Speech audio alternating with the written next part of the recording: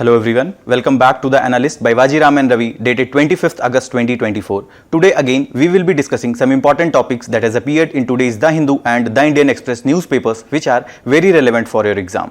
In our first topic, we'll look into various aspects of left-wing extremism in India. After that, we'll look into various aspects of gender violence and exploitation, particularly at the workplace, and why we need a gender-balanced workplace. Then we'll look into various legal implications of polygraph test. Then we try to look into some basic details about unified pension scheme which has been announced recently. Then we'll try to decipher some basic details about Bio E3 policy. At the end, we will look into some prelims snippets which will help you in excelling your prelims exam. So stay tuned. So our first topic is left-wing extremism in India. The context of this topic is that Home Minister said that country would be free from left-wing extremism by March 2026. This particular topic pertains to syllabus of your GS paper 3, issues associated with left-wing extremism in India, challenges to internal security of India. Now these left-wing extremists are also known as Maoists in other parts of the world, and India they are known by the name Naxalites. And this name came from a village named Naxalbari which is located in West Bengal. What happened? There was a dispute between landlord and peasants, and later it have culminated into a full-blown rebellion, and this was known as a Naxal rebellion. In the initial phase, it was led by a person named Charu Majumdar. And later it also spread to several other eastern states like Chhattisgarh, Andhra Pradesh, Odisha, etc. So what does these Naxalite wants? They want to overthrow the government through armed rebellion, and they want to establish a communist states on the basis of Maoist principles. They want that all the means of the production like factories etc. should be owned by states. They want to end the economic inequality. They want a classless society where there is no as such class between have and have-nots. Also, they see state as oppressive, exploitative, which is serving the interest only of the ruling class. If you look into various activities which these Naxalites people involve or resort to, they resort to activities like guerrilla warfare, attacks targeting government buildings, mobile towers, etc. And they also try to operate a parallel governance structure. Now, if you look into this data, in past few years, the attacks related to the Naxalites have decreased manifold. From the data 2022, the incidents were almost 531 and 98 deaths and almost 42 attacks on economic infra. And this is the data from Ministry of Home Affairs. As of now, this red corridor or area which is majorly affected by this Naxalites, almost 38 districts in 9 states are affected as per the recent data of Ministry of Home Affairs. So what are the causes of left-wing extremism in India? First and foremost is Jal, Jangal and Jameen. What happened? The first important is evasion of land ceiling laws. What happened after the independence? Government resorted to go for the land reforms so that land can be redistributed from the people who were already owning a major substantial chunk of land and give it to the people who were landless. Government have gone for various land reforms like abolition of intermediaries, then tenancy reforms, land consolidation, and as well as land ceiling laws were taken. But what happened? Due to the lot of corruption involved, collusion between the big elite landlords and the officers, these land ceilings etc. couldn't be very successful. People resorted to various methods like big landlords have transferred their land to their servants and other relatives to avoid the land ceiling limit. So due to the unsuccessful land reforms, these people felt that they are cheated, and land is one of the important resource, especially in after the independence period, which was very much required to fulfill the basic needs. So due to evasion of land ceiling laws, the landless people couldn't get land, and this was also thought as an important reason that people resorted to Naxalism. Then encroachment and occupation of government and community lands, especially by some of the big landlords who have encroached the government lands and especially the community owned lands. This was also one of the reasons. Then disruption of the age old tribal forest relationship. Government have came with various laws like Forest Rights Act 1980. So it has imposed several restrictions on these people, primitive people who were dependent on the forest for their livelihood. So this also created an impact on their psyche, and ultimately they were attracted towards this ideology. Various developmental deficits like unemployment, poverty, infrastructure deficit, lack of education and poor health facilities are also one of the important reasons. If you will see this data which shows the majority of the poverty, you can see some of the states of the red corridor and especially some of the districts located in the red corridor are the zones where high poverty is there. Still, people do not have proper livelihood opportunities, proper employment is not available. There is no proper availability of educational facilities, developmental deficits are there, and this also create a sense of insecurity and people gets attracted towards this ideology. Several other causes like social exclusion, like violation of human rights, where several tribal peoples are beaten. They often you see the news where especially the people, elite class people, landlords, etc. beat these tribal people. Then abuse of dignity of life, and they due to this alienation which they feel, they get disenchanted from the current society and they get disconnected with the mainstream, and this creates a discontent against the government. They think that government is not serving their benefits. When they are not getting proper employment, whatever their relationship was the forest, that gets disturbed. When there is violation of human rights, they think that government is not willing and government is not capable to protect their rights, and that's why they took up arms by themselves. Then various other governance deficits like incompetent, ill-trained and poorly motivated public personals, especially the lower level bureaucracy, which is not at all interested in serving the interest for these people. Whatever the schemes are being run by the government, they are not willing to provide all the benefits to these people, and this creates further discontent between these people who are already deprived, who are already socially excluded, and even if they know that whatever the schemes that are being run by the government they are not going to get benefit, actually these benefits are not reaching them, this further amplifies the discontent in them. Various other issues like mismanagement and corruption, then poor implementation of laws and schemes which are related for the welfare of these people. If you look into various government initiatives which has been taken to address the issues of the left-wing extremism in India, National Policy and Action Plan 2015, which provides for a multi-pronged strategy in the areas of security, development, and it ensures rights and entitlement of local communities. Then schemes for modernization of police forces, fortification of police station in affected districts so that in case of any attacks, these police forces as well as police stations can well address the issues. Assistance to central agencies for left-wing extremism management schemes like CAPF's Commando Battalion for Resolute Action Cobra and Indian Air Force are also helping in some of these districts so that this menace can be tackled properly.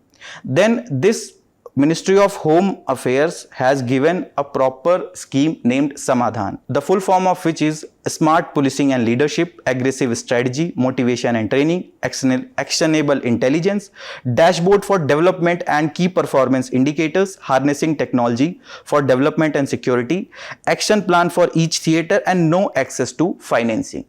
This Samadhan strategy is going to provide a comprehensive and holistic solution to address the issue of left-wing extremism, because it is covering all the aspects holistically, whether the social indicators, improvement on the social indicators, or addressing the security challenges like intelligence failures, etc. So this is one of the comprehensive strategy which is followed by the government. Several other initiatives like surrender cum rehabilitation policy for Naxalites in affected areas. Government is also focusing on infrastructure creation like additional central assistant scheme and road requirement plan scheme. Universal service obligation fund which is supporting the schemes for development of mobile towers and more digital penetration, especially the mobile connectivity improvement. And schemes like Roshni, skill development, aspirational districts program to improve the governance as well as to provide proper skill so that the issue of unemployment, poverty and social exclusion can be addressed well. Then facilities of residential schools to children like Pota Cabins, Chulo Asman, Nanne Parinde and Tamanna schemes etc. are being run to provide proper educational and health facilities. To improve the public perception as well as states' commitment towards the welfare, states have been asked to effectively implement the provision of PISA Act 1996 on priority so that the local governance can be improved. Then what should be done? First, there is need for targeted security operations. Here we need to use intelligence, proper intelligence to target the left-wing extremist group. And this can also minimize the harm on our security forces. The collateral damage can be minimized. Then the rehabilitation and the reintegration. It can support the former extremists and bring innocent individuals back. For this, government will have to provide proper security cover and also they will also have to provide monetary benefits. And government is running a proper rehabilitation policy. Then there is also need for empowering local peace ambassadors. We need to identify and support peacemakers, foster communication and encourage the community involvement. For example, some civil society organization or NGOs which are working for the welfare of these people, they can bridge the gap, the communication gap that has developed between the government and these primitive people. Socio-economic development, we need to invest in infrastructure, jobs, education and healthcare so that the educational, health and other social indicators can be improved and ultimately these people can come out of the poverty and social exclusion. There is also need for ecological and sustainable developments. What is happening? Some of the mines etc. are located in these regions. So when government is going for mining etc., there are several apprehensions of these people that these people are not being rehabilitated properly, they are not being provided compensation properly. So all these apprehensions needs to be addressed and we need to focus on sustainable development and community involvement, that whatever the development is happening, that is also serving the needs of these primitive people as well as the environment as whole. We have to understand this very clearly, that the security measures can be a solution for a short-term period, but ultimately in a longer run we will have to build that perception that government of India is actually want the welfare of these primitive people, and only then they leave the arms and hug the government of India. Then there is need for a comprehensive approach. For that, we need to combine security development and various other community initiatives can be taken.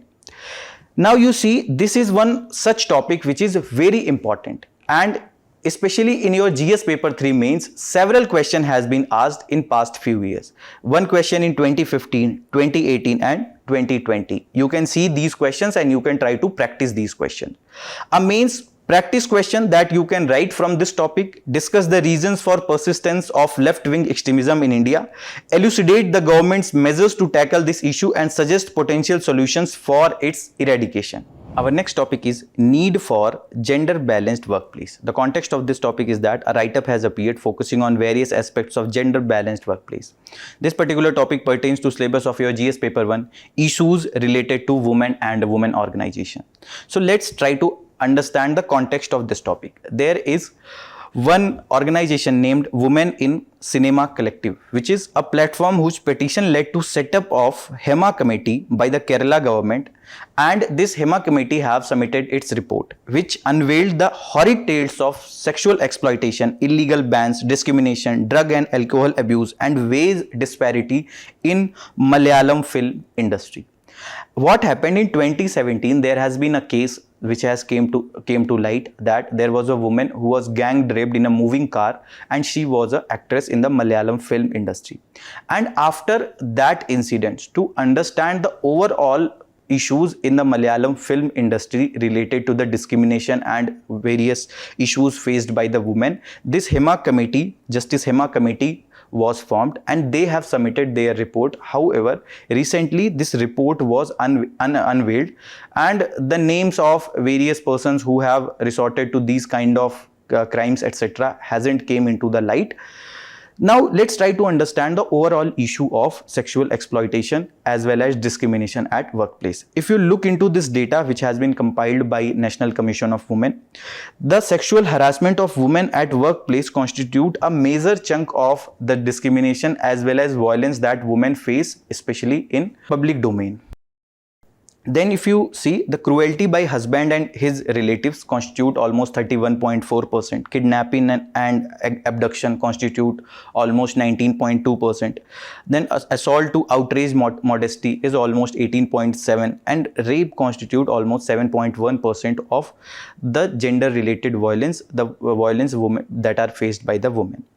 If you see the 10 states with highest number of cases, Uttar Pradesh is one such state where highest cases of gender violence, women exploitation has been reported. So what are the various reasons for discrimination and sexual exploitation? The first is the patriarchal norms, the male dominance, gender inequality and power imbalance. This inherent notion that men are superior to women, this inherent notion that men are suitable for instrumental roles like policing, working in the factories, whereas women are only suitable for expressive role like bearing and rearing of child, doing household chores, works, etc. So this inherent notion and the patriarchal norms are one of the important reasons. Next, the cultural stereotypes like that women are only suitable for traditional roles, limited opportunities for women, and the objectification of the women, especially in the cinema. And in nowadays, with the more and more digitization, the social media platforms have also objectified the women. This also creates a further sense where people get motivated towards resorting these crimes. Lack of awareness among women, that they are unfamiliar with rights, reporting procedures are complex, and some of the cases where police personnel also do not support them. Legal options, limited legal options, and the judicial pendency and long time that it takes even for a case like rape to be completed. So this also creates a demotivating factor for the women, that they do not want these crimes to be reported. The power dynamics like hierarchical structure, fears of retaliation and vulnerability. These women face that if today they will report their crime by the husband, tomorrow they might face further retaliation by this husband, or even if she go for the divorce, she might not get any further groom in future, and all these further demotivates these women to report their crimes. Economic dependence. What happens due to the patriarchy, inherent patriarchy? Already the educational avenues are very limited for the women.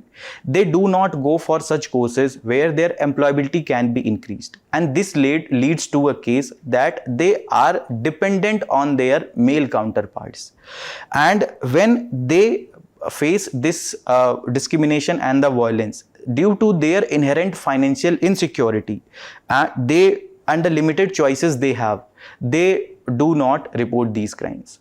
Apart from this, since the women have a limited opportunity already, they fear this job loss, job insecurity, and that is also one of the reasons that they do not report these crimes. Workplace culture, the hostile environment, harassment, tolerance and impunity. What happens? Let's suppose a small incident happens at a organization or a workplace. Now, if that has been tackled very well, if a proper punitive action was taken under the accused or culprit, this creates an example that people will not resort to any further such crimes. But what happens due to a casual approach towards these incidents, these people, these men further gets more motivated for further exploitation and discrimination as well as violence to the women.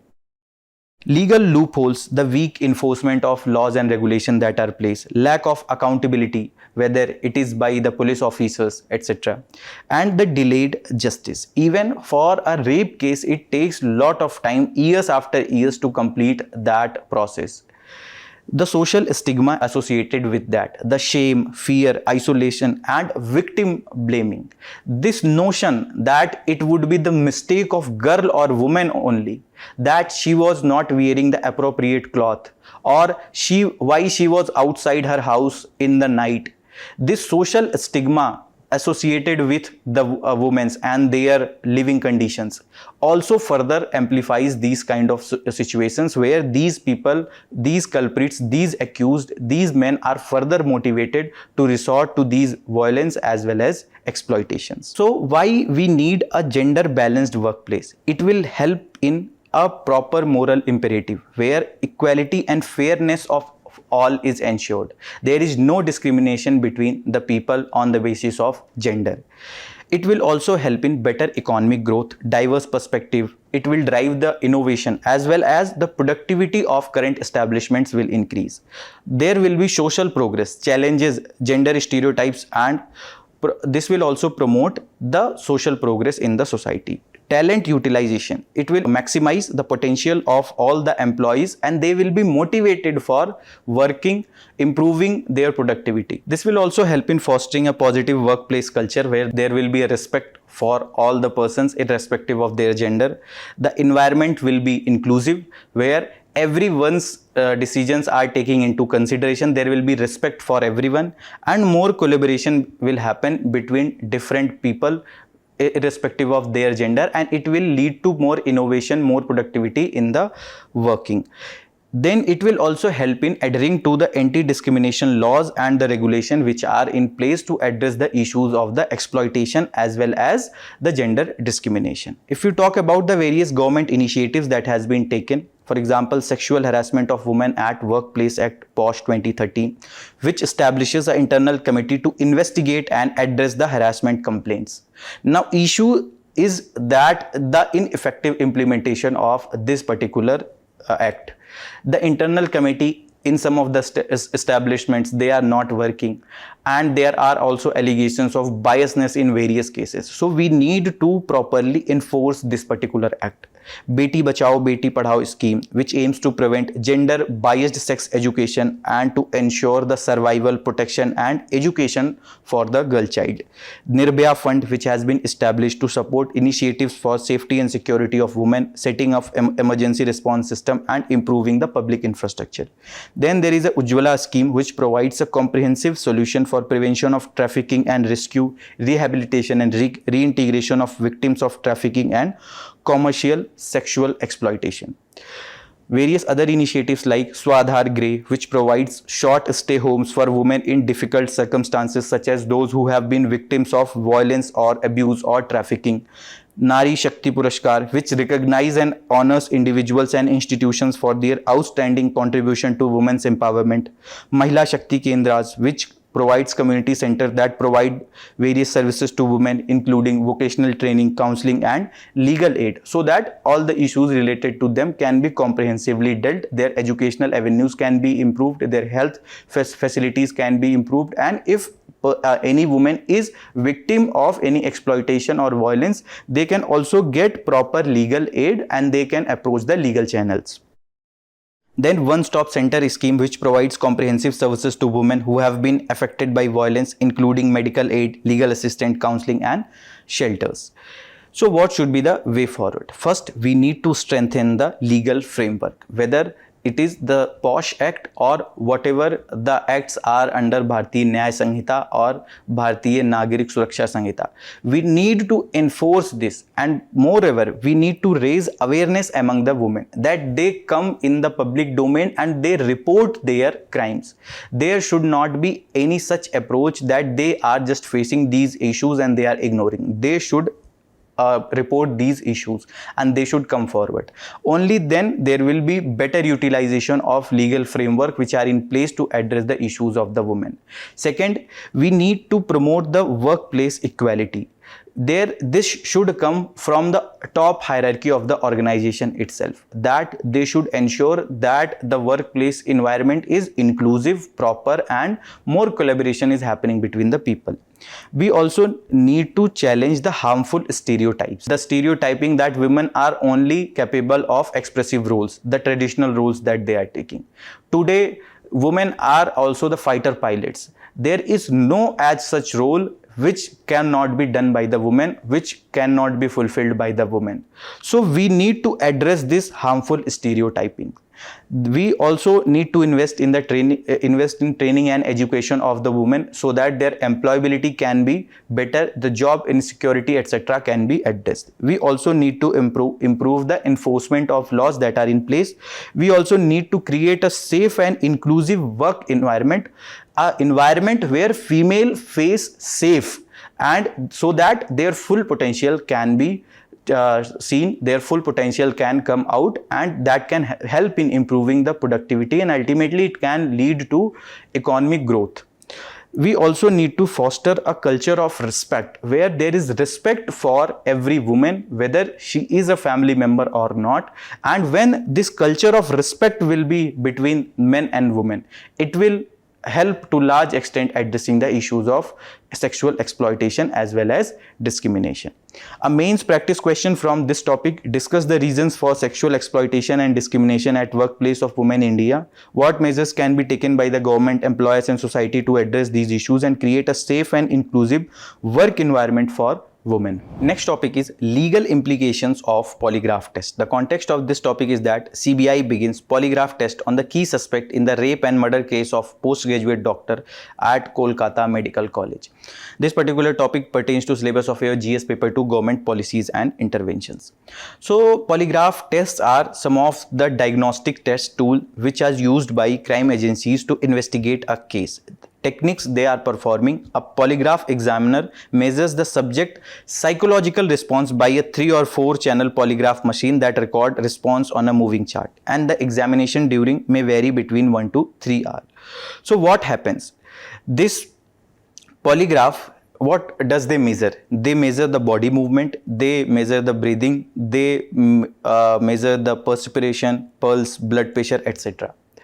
And on the basis of this, whatever the subject is responding, they try to see whether this person is telling truth or lie. So how does it work? There are sensors which measure body changes as subject answer yes no question, and data is recorded on the computer. You can see there are some sensors that are attached to the person, and then there is a laptop that is connected to polygraph which is recording all the response of that person. The blood pressure cuff records pulse and the blood pressure. Rubber tubes which are placed over chest and abdomen record breathing of the person. 2 metal plates attached to the finger record and the sweating of the person. It is based on the inherent notion that if a person will be telling a lie, he might feel nervous discomfort, and that can be recorded on that polygraph. And in this way we can come to an idea that whether this person was telling a lie or truth. There are some other tests like narco test, which is usually conducted when a suspect is continuously changing his or her statement. A drug, sodium pentanol, is administered by a anesthetist. Numerical value is assigned to each response to conclude whether the suspect is telling truth or lying. How it is done? The dose of this sodium pentanol, it is also known by the name truth serum, depends on a person's sex, age, health and physical condition, and based on this person's sex, age, this dose is given. And doctor use different instruments like cardio cuffs and sensitive electrodes for the analysis. These instruments are attached to the suspects, and variables like blood pressure, pulse, sweat glands activity are monitored. And the numerical value which is assigned to each response to conclude a statement, whether the suspect is telling the truth or lie, and this Some of the high profile cases where this narco test was used was like Arushi murder case, Hyderabad twin blast case, Nithari killing, and stamp paper scheme. A similar test named brain mapping is also there, where there are machines that are used to study the areas of brain for activity on specific subjects. Objective is to reveal the guilty knowledge from the accused. Subject doesn't need to give oral answers to question. His brain's response is picked and analyzed, and then we try to get the answer of the some question. Brain mapping cannot find out whether lie is what the lie is or what the information is stored in the subject's brain. The results can only aid in probe, and there is no legal sanctity of brain mapping. The process of this brain mapping is that subject is asked to sit down and close his eyes. Electrodes are placed over scalp and connected to the neuroscan coding system. Subject told to listen to the words presented by auditory mode, and results aimed at ascertaining if subject has knowledge of the crime or any aspect of it. What it is on the basis of notion that if a person is listening to something that he have committed a crime, so his brain activity will tell us that whether this person have prior knowledge of that crime or not. If you talk about the legal provision related to the polygraph test, Article 23, which says that right against self-incrimination gives accused right to not give consent to any such state. What does right against self-incrimination means? What does it means? Let's suppose there is a person who have committed a crime. So he cannot be compelled to give evidence on his own. He cannot be compelled that his confession will be recorded, and on the basis of his confession only he might be prosecuted or he might be convicted. Rather, the prosecution will have to give several other evidence. So what does it means? That you cannot get some confess from the accused, and only on the basis of the confession of the accused you can convict that person. The confessions from the test cannot be submitted as evidence in the court, especially confessions under this polygraph test, but only subsequent revelation in the case which is a result of such a confession is admissible, as laid down in 2010 Selvi and other versus State of Karnataka and others Supreme Court judgment. What does it means? Let's suppose the polygraph test was conducted, and if there was a question that was asked that have you kept the tool that was used to commit the crime in your almirah, and if the person says that yes, I have kept that in almirah, and now if that tool was recovered, let's suppose gun or knife was recovered from his almirah, now this can be used as a evidence. That gun or knife can be used as a evidence in the court. So if you look into various landmark judgments related to the polygraph test, the Selvi versus State of Karnataka 2010, under this the Supreme Court ruled that the involuntary narco test violate the fundamental rights against the self-incrimination, and it is also against the mental privacy of the person. Then DK Basu versus State of West Bengal 1997, it says that involuntary polygraph and narco test amount to cruel, inhuman and degrading treatment, and it is also against Article 21, that is right to life and liberty. State of Bombay versus Kathikalu Ogad 1961 case, which says that right against self-incrimination does not extend to physical evidence and voluntary given information and identification procedures. It can help in identification procedure. What does it means? That these people can give the physical evidences like their thumb impressions, etc. Some of the other observations like narco test are not reliable or conclusive as evidence, as already discussed. The voluntary administered test results can lead to admissible evidence under section 27 of Evidence Act, but only directly related portion is admissible. This has been also talked about.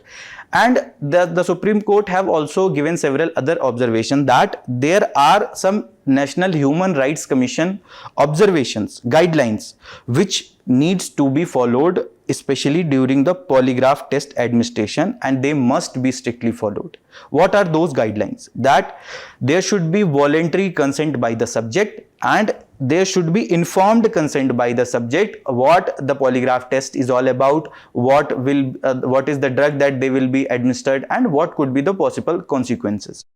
there will be recorded consent of the subject. That this consent should not be oral, rather the consent form should be signed by the subject and it should be written in form that the subject have given his consent. And the proper documentation of the consent should be also done. Means whatever the consent is given, as we have talked, that should be properly documented. Second, the test that is happening, that should be in the presence of judicial magistrate, and that should be also recorded well. The clarification of statement, that statements that are given, they are not confessions, it should be also well understood. And then there are also some judicial considerations, that it should be in the presence of the judicial magistrate and they are not going to be used as a evidence in the court. So these are some of the NHRC guidelines that should be followed properly. Next topic is Unified Pension Scheme. The context of this topic is that Union Cabinet on Saturday, August 24, 2024 assured 50% of salary as pension for 23 lakh government employees. This particular topic pertains to syllabus of your GS paper 2, government policies and interventions. So center unveils unified pension scheme almost akin to old pension scheme, and it assures government employees of 50% of their last drawn basic pay as a lifelong monthly benefit. Let's first try to look into various differences between the old pension scheme and the new pension scheme which was till now being used. The old pension scheme guarantees a lifelong income post retirement, whereas national pension scheme is a participatory scheme. Means there is also the participation, there is contribution from the employee also, whereas in OPS or old pension scheme there was no such contribution from the employee. Here employees contribute to their pension corpus from their salaries with matching contribution from the government. For example, if 10% is being contributed by the employee, the similar amount 10% will be also contributed by the government. Government bears the expenditure incurred on the pension. The complete expenditure was borne by the government in this old pension scheme, where in this national pension scheme the funds are invested in earmarked investment in schemes through pension fund managers, and here in this NPS the pension fund manager was PFRDA. In this OPS or old pension scheme, a monthly payment is assured where the amount is equivalent to 50% of their last drawn salary, whereas in NPS on retirement 60% of corpus that was already invested by the employee as well as from the government is tax free, that can be taken and that can be withdrawn, while remaining 40% is invested in annuities which is taxed. So what was the issue that were being faced by the people was that they do not have a guarantee of the amount that they will be getting after the retirement. And the concern of the government was that under this old pension scheme, it was creating a huge financial burden on the resources of the government. So government came with this unified pension scheme. If you look into the difference between the old pension scheme which was prior to 2004 and the new unified scheme is that the OPS liabilities were unfunded. Means the old pension scheme was not funded completely. It was only on the that was only dependent on the financial resources. There was no proper funding mechanism, and they do not entail any contribution from the employees or the employer, whereas this unified pension scheme will be contributory scheme with employees chipping in 10% of salary and the government bringing it at least 18.5% of salary. Means under this unified pension scheme there will be a contribution from employee also, 10% from employee, and 18.5% of the contribution will be from the government. And this was given by the TV Somnathan, under which a committee was formed to look into the various issues under the national pension scheme. So this till now this is the update, that this will be the mechanism which will be followed through unified pension scheme. If you look into the various features of unified pension scheme, the assured pension is there. The major apprehension under the national pension scheme was that there was no proper assured pension after the retirement, where here there is a assured pension, means the employee will be entitled to 50% of average basic pay drawn over last 12 months before superannuation. Superannuation means a formal process of getting retirement. For this, they should have at least 25 years of service. If the service is less, it will be proportionate for lesser service periods up to a minimum of 10 years of service. There is also provision of assured family pension, where family members will get 60% of pensions immediately after their demise. There is also provision of assured minimum pension for employees which have less than 25 years of service. For them, there is assured benefit of 10,000 rupees per month on superannuation after a minimum of 10 years of service. Other features are like inflation indexation, means the assured pension, family pension and assured minimum pension indexed to inflation. There will be a dearness relief based on the All India Consumer Price Index for industrial worker. Whatever the inflation will be in the economy on every year, the benefit that these employees will be getting, that will be indexed in sync with the inflation in the economy, so that a proper proper living can be done by the employees. Then there is also provision of lump sum amount at superannuation. The lump sum amount at superannuation, in addition to gratuity, 1/10 of monthly emoluments, that is basic pay plus dearness allowance, as on the date of superannuation for every completed 6 months of service, and there will be no effect on assured pension amount. Let's suppose the basic pay and the dearness allowance of the person is 50,000. 1/10 of this is 5,000. For every year, every 6 months, for every year it will be 10,000. Now let's suppose the person have completed 25 years of service. So he will get 2,50,000 lump sum amount also. While the NPS will continue to remain an option, all employees who have joined the service since 2004, including those who may have retired since then, may have been given the option to switch over to the more generous unified pension scheme. Next is Bio-E3 policy. The context of this topic is that Cabinet approves Bio-E3, Biotechnology for Economy, Environment and Employment policy for fostering high performance biomanufacturing. This particular topic pertains to syllabus of your UPSC prelims government schemes and syllabus of your GS paper 3 biotechnology.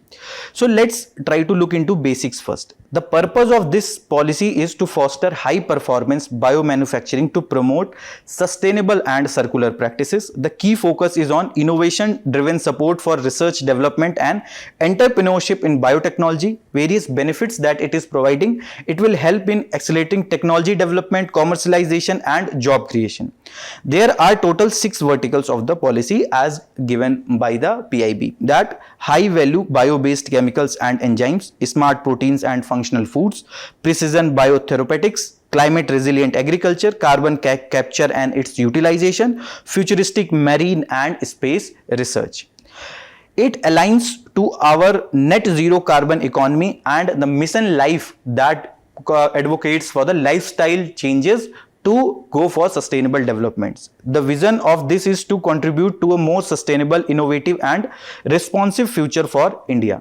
It also addresses various societal issues like climate change mitigation, food security and human health. It also advocates for One Health approach, where health of humans, environments as well as animals are taken into consideration. It also builds ecosystems, which means it aims to create a resilient biomanufacturing ecosystem in India. High performance biomanufacturing, the focus is to produce products like medicine, materials, it also addresses farming and food challenges and promotes bio-based food product manufacturing. Next, we will look into prelim snippets. In this, our first topic is Vigyan Dhara scheme. The Union Cabinet have approved the continuation of 3 umbrella scheme of Department of Science and Technology under a unified central sector scheme named Vigyan Dhara. You should be very well aware about the central sector scheme, and if a scheme is central sector scheme, 100% is contribution is from the central government itself. Now you tell me some of the examples of the central scheme in the comment box. If you talk about the proposed outlay, 10,579 crore for the 15th Finance Commission period from 21-22 to 25-26. Some of the key components like science and technology, institutional and human capacity building, research and development, innovation, technology development and deployment. Scheme also offers internship for 11th and 12th grade students as well as fellowship for undergraduate, postgraduate, PhD and postdoctoral research. There is also opportunities for international collaboration in cutting edge research and fellowships.